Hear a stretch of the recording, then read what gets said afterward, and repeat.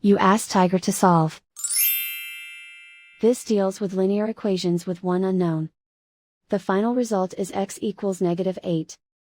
Let's solve it step by step.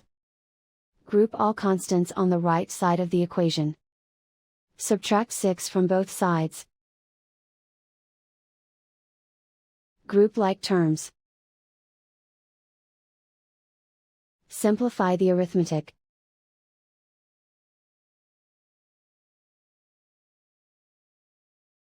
Isolate the I.